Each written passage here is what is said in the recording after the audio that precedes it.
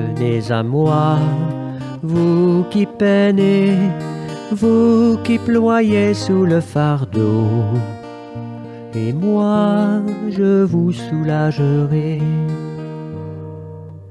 Vous dont on gère l'existence à coups de règles et de lois, vous dont on charge d'exigences en alourdissant le sabbat. Venez à moi, vous qui peinez, vous qui ployez sous le fardeau, et moi je vous soulagerai. Trouvez repos dans ma parole, en ne le cherchant plus ailleurs, et mettez-vous à mon école. Je suis doué, humble de cœur. Venez à moi, vous qui peinez, vous qui ployez sous le fardeau, et moi je vous soulagerai.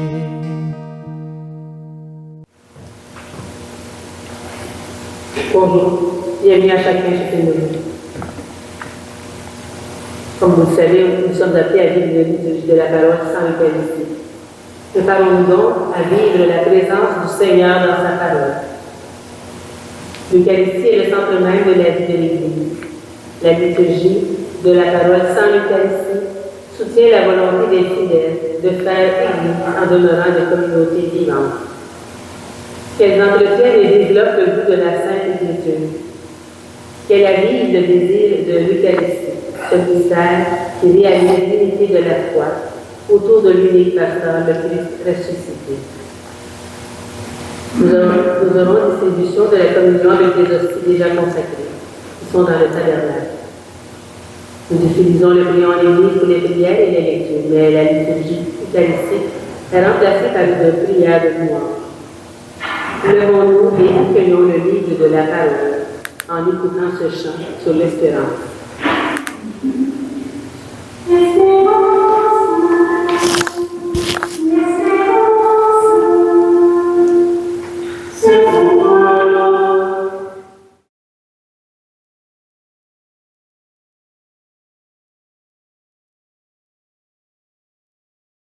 Veux-tu une parole sûre et qui ne trompe pas?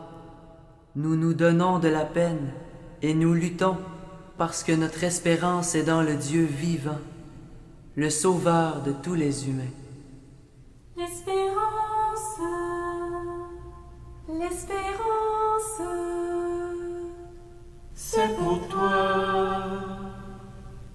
l'espérance, L'espérance, c'est pour moi. c'est pour moi.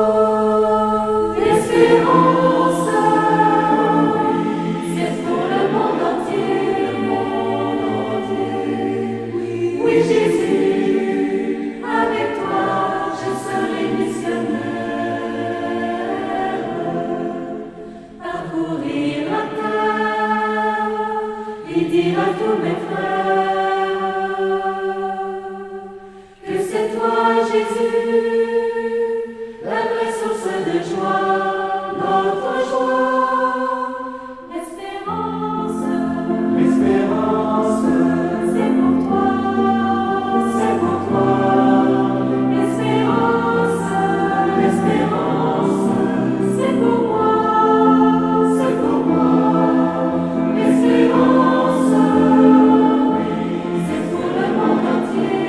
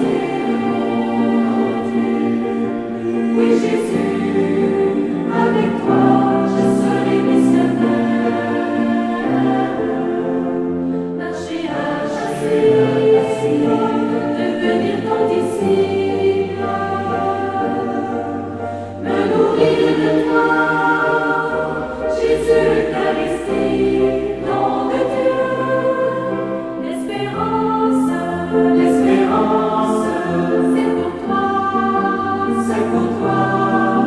L'espérance, l'espérance, c'est pour moi, c'est pour moi.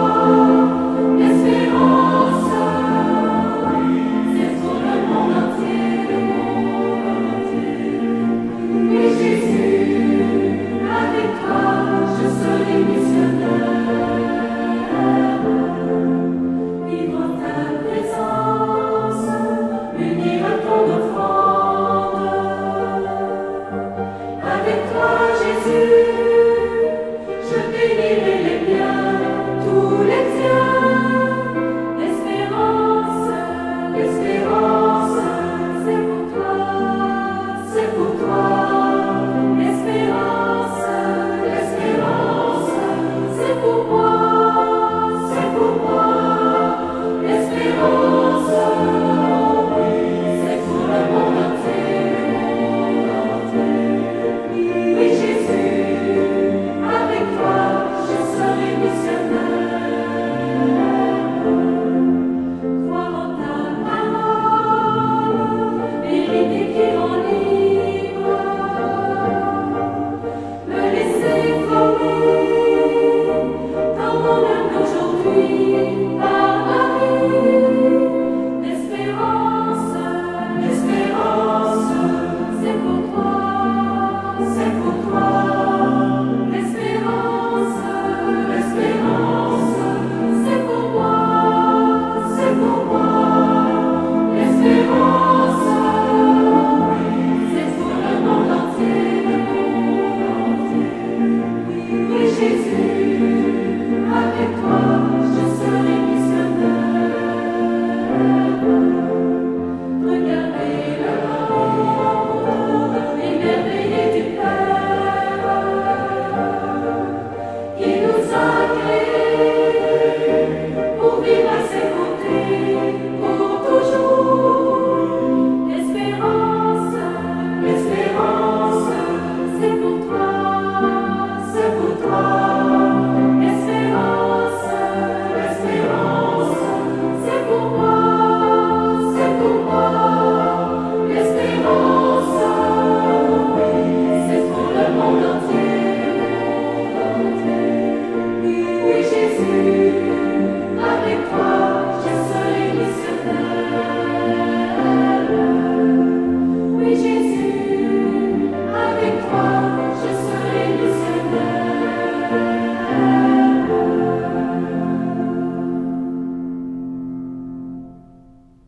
Nous pouvons réciter ensemble l'antienne d'ouverture. Voici que Dieu vient à mon aide. Le Seigneur est le soutien de mon âme. De grand cœur, je t'offrirai le sacrifice. Je confesserai ton nom, car il est bon. Nous sommes rassemblés au nom du Père, du Fils et du Saint-Esprit. Amen. Prions.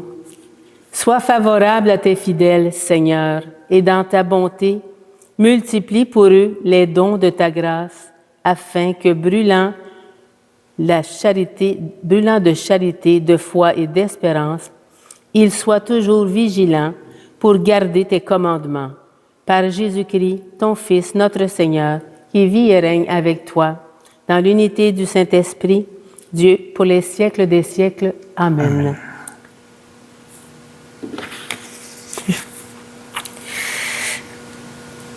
Lorsque nous manquons d'amour pour nos frères et sœurs et brisons les liens fraternels et communautaires, Seigneur, prends pitié de nous. Seigneur, prends pitié de nous. Lorsque nous fermons notre cœur à ta parole ou refusons de t'accueillir dans notre vie, ô Christ, prends pitié de nous. Pitié de nous. Lorsque nous préférons le chemin du prestige et des honneurs à celui de l'Évangile, Seigneur, prends pitié de nous. Prends pitié de nous.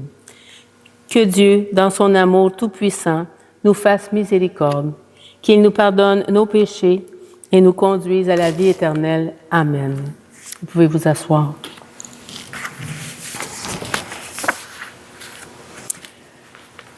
Écoutons maintenant la parole de Dieu. Que cette parole soit toujours proclamée en ce lieu et qu'elle nous révèle le mystère du Christ. Première lecture. Mon fils Absalom, pourquoi ne suis-je pas mort à ta place? Lecture du deuxième livre de Samuel. En ces jours-là, dans sa fuite, Absalom se retrouva par hasard en face des serviteurs de David. Il montait un mulet, et le mulet s'engageait sous la ramure d'un grand térébinthe. La tête d'Absalom se prit dans les branches, et il resta entre ciel et terre, tandis que le mulet qui était sous lui continuait d'avancer. Quelqu'un l'aperçut et avertit Joab. Je viens de voir Absalom suspendu dans le tébérinthe. Joab se saisit de trois épieux, qu'il planta dans le cœur d'Absalom.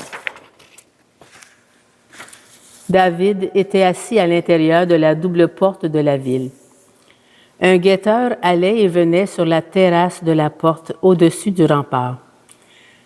Comme il regardait au loin, il aperçut un homme seul qui courait. Le guetteur cria pour avertir le roi, et le roi dit, « S'il est seul, c'est qu'il a une bonne nouvelle à nous annoncer. » Le roi lui dit, « Écarte-toi, tiens-toi là. » Il s'écarta et attendit. Alors arriva l'Éthiopien, qui déclara, « Bonne nouvelle pour mon seigneur le roi. Le Seigneur t'a rendu justice aujourd'hui, en t'arrachant aux mains de tous ceux qui se dressaient contre toi. » Le roi demanda, « Le jeune Absalom est-il en bonne santé? » Et l'Éthiopien répondit, « Qu'il est le sort de ce jeune homme. Les ennemis de mon Seigneur le roi et tous ceux qui sont dressés contre toi pour le mal. » Alors le roi fut bouleversé. Il monta dans la salle au-dessus de la porte et se mit à pleurer. Tout en marchant, il disait, « Mon fils Absalom, mon fils Absalom, pourquoi ne suis-je pas mort à ta place? Absalom, mon fils, mon fils. » On alla prévenir Joab. « Voici que le roi pleure. Il est en deuil d'Absalom. » La victoire ce jour-là se changea en deuil pour toute l'armée, car elle apprit ce jour-là que le roi était dans l'affliction à cause de son fils. Et ce jour-là, l'armée rentra dans la ville à la dérobée, comme se dérobe une armée qui s'est couverte de honte en fuyant durant la bataille. Parole du Seigneur. Nous rendons grâce à Dieu.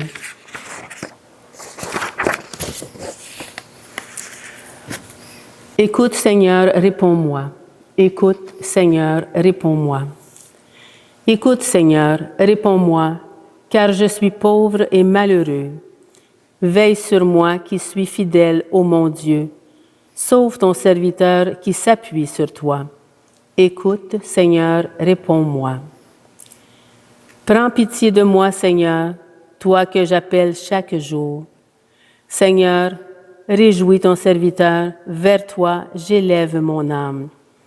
Écoute, Seigneur, réponds-moi. Toi qui es bon et qui pardonnes, plein d'amour pour tous ceux et celles qui t'appellent. Écoute ma prière, Seigneur, entends ma voix qui te supplie.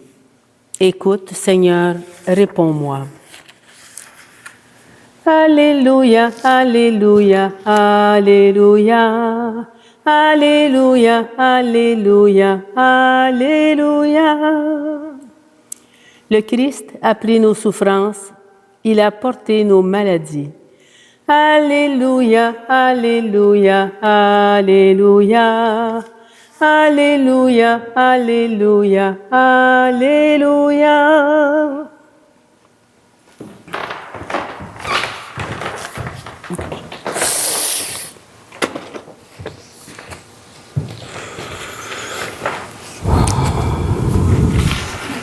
Jeune fille, je te le dis, lève-toi.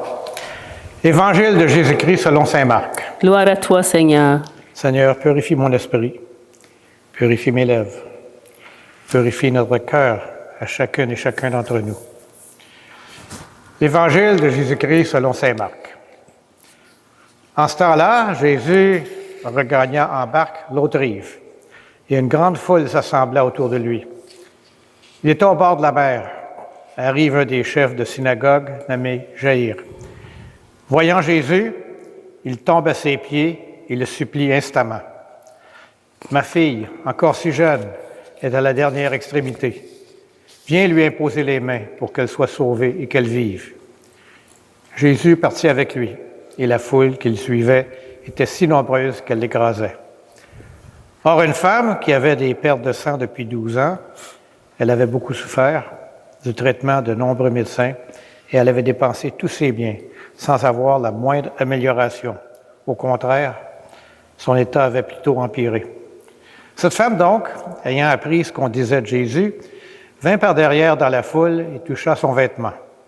Elle se disait en effet, « Si je parviens à toucher seulement son vêtement, je serai sauvée. » À l'instant, l'hémorragie s'arrêta et elle ressentit dans son corps qu'elle était guérie de son mal.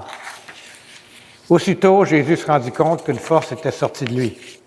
Il se retourna dans la foule et il demandait, « Qui a touché mes vêtements? » Ses disciples lui répondirent, « Tu vois bien la foule qui t'écrase et tu demandes qui m'a touché? » Mais lui regardait tout autour pour voir celle qui avait fait cela. Alors la femme, saisie de crainte et toute tremblante, sachant ce qui lui était arrivé, vint se jeter à ses pieds et lui dit toute la vérité. Jésus lui dit alors, « Ma fille, ta foi t'a sauvée, va en paix et sois guérie de ton mal. » Comme il parlait encore, des gens arrivent à la maison de Jaïr, le chef de synagogue, pour dire à celui-ci, « Ta fille vient de mourir. À quoi bon encore le maître? Déranger le maître. » Jésus, surprenant ces mots, dit au chef de synagogue, « Ne crains pas, crois seulement. » Il ne laissa personne l'accompagner, sauf Pierre, Jacques et Jean, le frère de Jacques. Il arrive à la maison du chef de synagogue. Jésus voit l'agitation et des gens qui pleurent et poussent de grands cris. Il entre et leur dit, « Pourquoi cette agitation et ces pleurs? L'enfant n'est pas morte, elle dort. » Mais on se moquait de lui. Alors il se met tout le monde dehors, prend avec lui le père et la mère de l'enfant et ceux qui étaient avec lui. Puis il pénètre là où reposait l'enfant. Il saisit la main de l'enfant et lui dit, « Talitha koum », ce qui signifie « Jeune fille, je te le dis, lève-toi ». Aussitôt, la jeune fille se leva et se mit à marcher. Elle avait en effet 12 ans. Ils furent frappés d'une grande stupeur. Et Jésus leur ordonna fermement de ne le faire savoir à personne. Puis il leur dit de la faire manger. Acclamons la parole de Dieu. Louange à toi, Seigneur Jésus.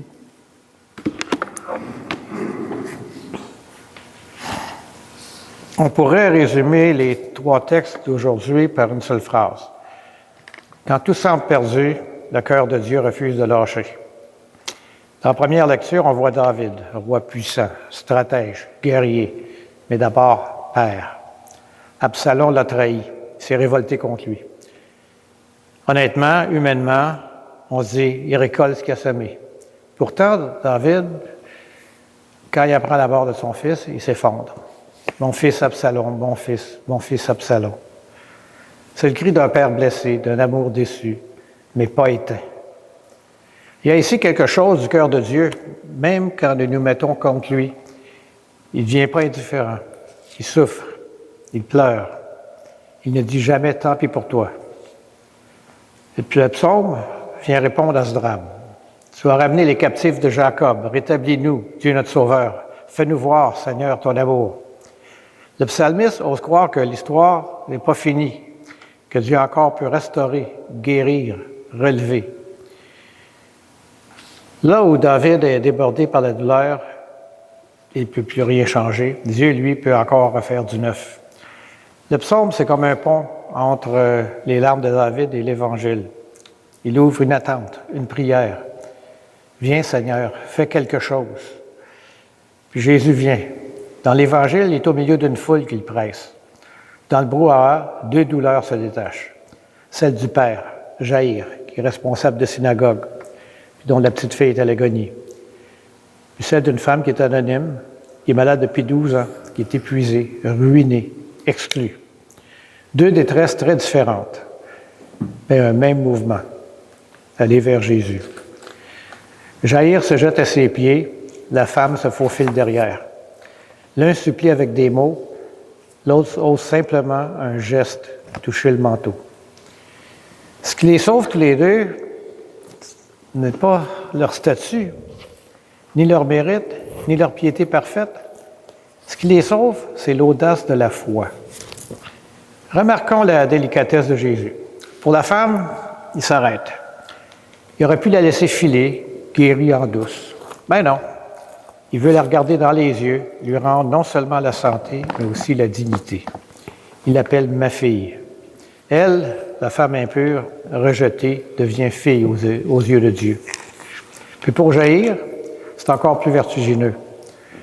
Il vient lui dire, ta fille est morte. Pourquoi déranger encore le maître? La traduction moderne, c'est trop tard, ne prie plus, n'espère plus. Jésus répond, ne crains pas, crois seulement. Chez David, le cri est mon fils. Chez Jésus, la parole est ma fille, lève-toi. Ce que David n'a pu faire pour Absalom, le ramener à la vie, Jésus le réalise pour la fille de Jaïr. La paternité humaine, si blessée, si limitée, trouve en Dieu son accomplissement. Un père qui peut vraiment arracher à la mort. Puis nous, là-dedans, beaucoup de choses meurent dans nos vies sans forcément passer dans les avis de décès. Une relation qui se refroidit, un projet qui s'effondre, une confiance cassée, une foi qui s'essouffle. Comme David, nous portons des regrets. Ah, si j'avais fait autrement, si j'avais parlé plus tôt. Comme la femme, nous traînons parfois des blessures vieilles de 12 ans ou plus, qu'on gère comme on peut, sans trop en parler. Comme Jaïr, on entend des voix intérieures qui murmurent « c'est fini, n'y pense plus ». L'Évangile ne nous promet pas des vies sans drame, sans maladie, sans deuil, mais ça nous révèle ceci clairement. Dieu ne se résigne jamais à notre mort, ni extérieure, ni intérieure. Il ose s'approcher de ce que nous croyons définitivement perdu. Il prend la main de la fillette, il traverse avec elle cette frontière qu'on croit infranchissable. Et puis, le détail magnifique, il demande qu'on lui donne à manger. La résurrection n'est pas un effet spécial pour impressionner la foule. C'est la vie qui repart concrètement avec des choses simples. Manger, se lever, reprendre le quotidien. Quand Dieu nous relève, c'est pas pour en faire un beau souvenir spirituel, mais pour nous remettre debout au cœur de la vie réelle. Alors peut-être que cette semaine, l'appel de Jésus, pour vous, pour moi, c'est double. Oser le mouvement de la foi de Jaïr et de la femme. Venir vers Jésus avec ce qui saigne, ce qui nous fait honte, ce qui nous semble irréversible. Devenir nous-mêmes un peu, ce geste de Jésus, une main qui se tend, un mot qui relève, une présence qui refuse de dire « c'est foutu ». Alors la question de la semaine, quelle zone morte, quelle relation abîmée dans ma vie vais-je confier concrètement à Jésus cette semaine, en lui laissant la possibilité réelle de dire « lève-toi ». Alors prenons un temps de silence pour laisser les textes, la parole de Dieu qu'on vient d'entendre faire écho dans nos vies personnelles.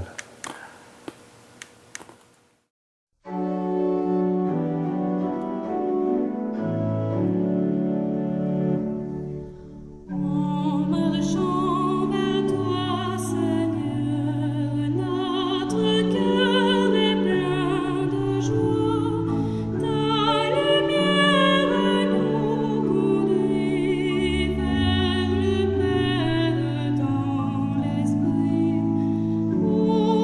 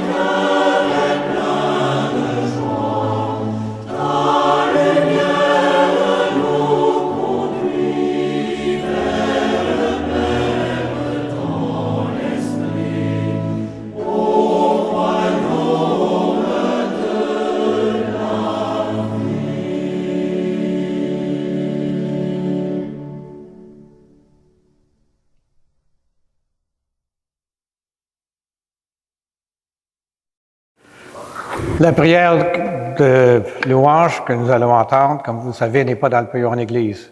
Mais en chaque partie de la prière, nous dirons ensemble « Nous te louons ». Dieu notre Père, nous te louons, nous te bénissons.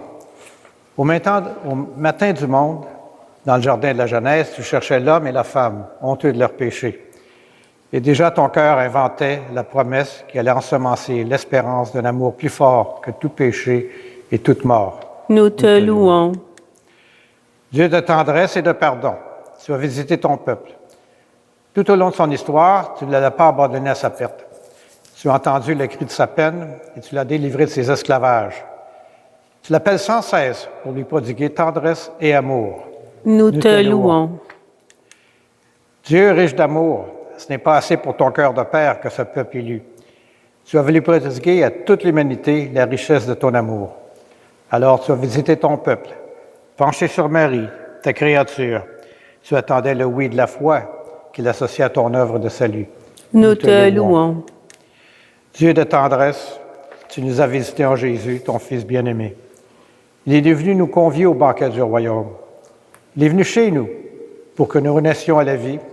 Il est venu nous redire ta tendresse et révéler ton visage de Père. Nous te louons. Dieu de vie, tu as relevé au matin de Pâques Jésus, ton Fils perdu dans la mort. Prince de la paix, il remet les péchés pour que tous les peuples chantent de joie tes merveilles. Nous te louons. Dieu de fidélité, tu visites encore ton peuple aujourd'hui. Tu rassembles en un seul corps, par la force de l'Esprit, tes enfants dispersés. Il manifeste ta tendresse aux plus pauvres et aux plus démunis, à ceux qui cherchent sans trouver, à ceux qui désespèrent, pour qu'un jour nous soyons tous réunis auprès de toi, Père, pour chanter notre allégresse avec Jésus, ton Fils, dans l'esprit d'amour. Nous te louons.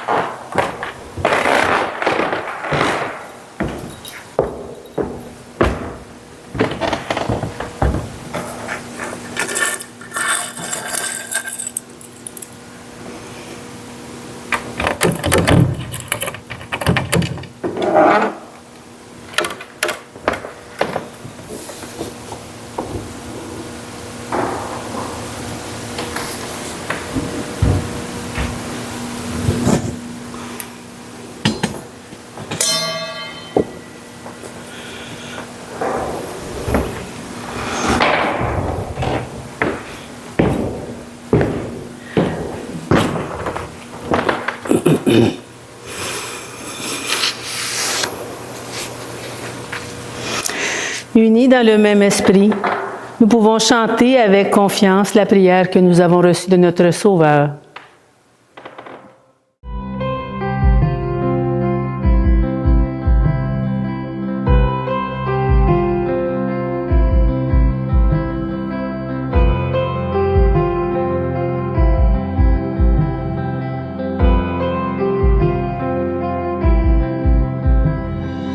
Notre Père qui es aux cieux, sanctifié,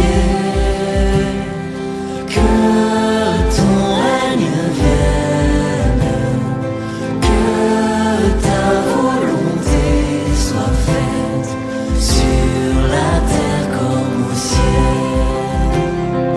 Donne-nous aujourd'hui notre pain de ce jour. Pardonne-nous nos offenses, comme nous pardonnons aussi à ceux qui nous ont offensés. Ne nous laisse pas entrer en tentation, mais délivre-nous du mal.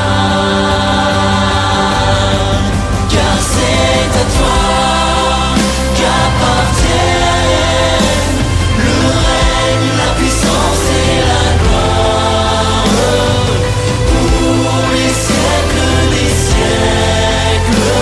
Amen.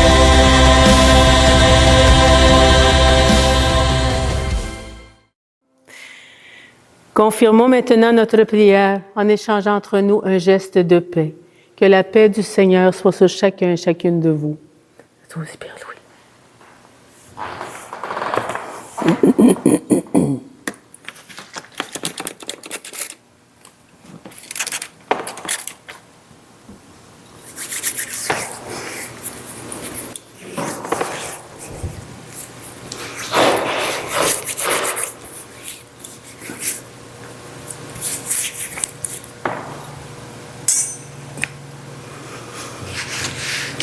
Après avoir reçu la parole de Dieu avec foi, partageons le corps du Christ. Que cette communion nous unisse à toute l'Église qui se rassemble à ce jour à travers le monde pour proclamer la mort et la résurrection du Christ. Il est l'agneau de Dieu, l'agneau véritable, l'agneau sans tache, celui qui enlève les péchés du monde. Seigneur, je ne suis pas digne de te recevoir, mais dis seulement une parole et je serai guéri. Que le corps et le sang du Christ me gardent.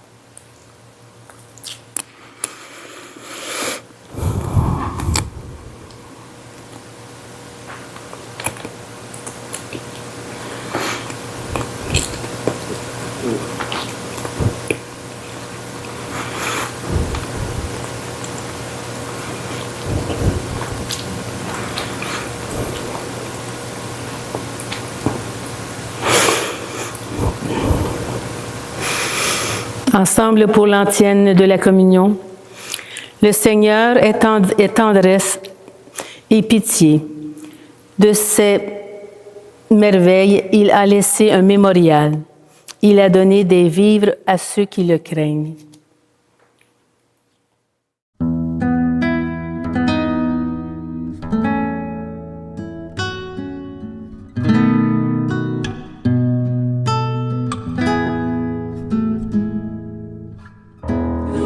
Recevons le même pain, nous buvons à la même coupe, afin de devenir celui qui nous unit, le corps du Christ. Heureux qui désire la vie, qu'il s'en approche et la reçoive. Il recevra Jésus lui-même et connaîtra l'amour de Dieu. Nous recevons le même pain,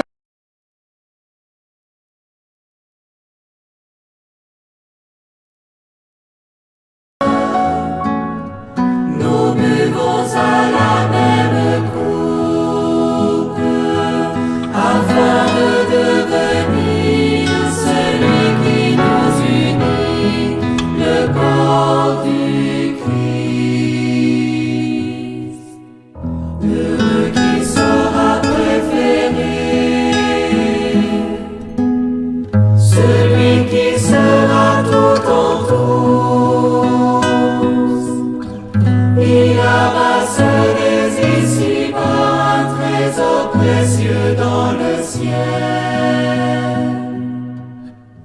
Nous recevons le même pain,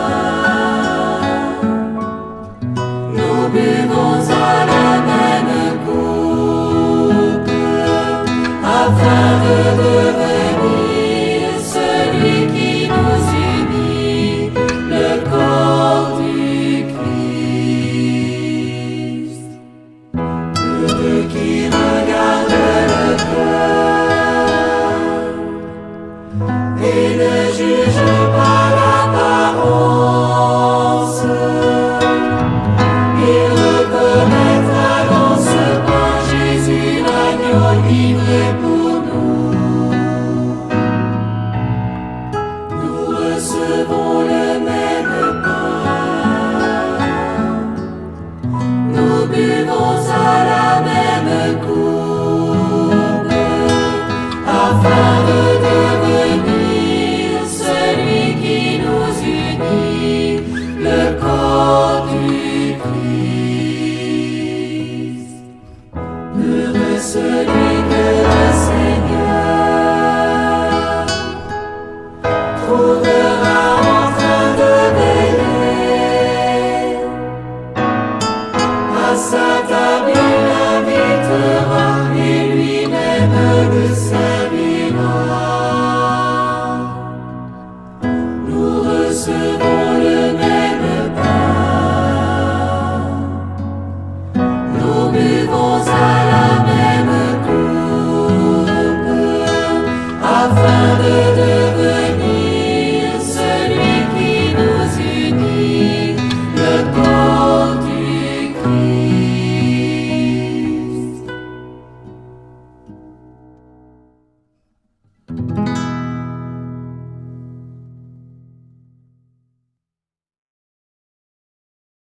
Prions. Dans ta bienveillance, reste auprès de ton peuple. Nous t'en prions, Seigneur. Puisque tu l'as initié au sacrement du ciel, fais-le passer de ce qui est ancien à la vie nouvelle. Par le Christ notre Seigneur. Amen. Que le Seigneur nous bénisse et nous garde, qu'il fasse resplendir sur nous son visage et nous accorde sa grâce, et que Dieu Tout-Puissant d'amour nous bénisse, le Père, le Fils et le Saint-Esprit. Amen. Allons dans la paix proclamer l'Évangile du Christ. Bonne journée à chacun. Union de prière. Bonne journée.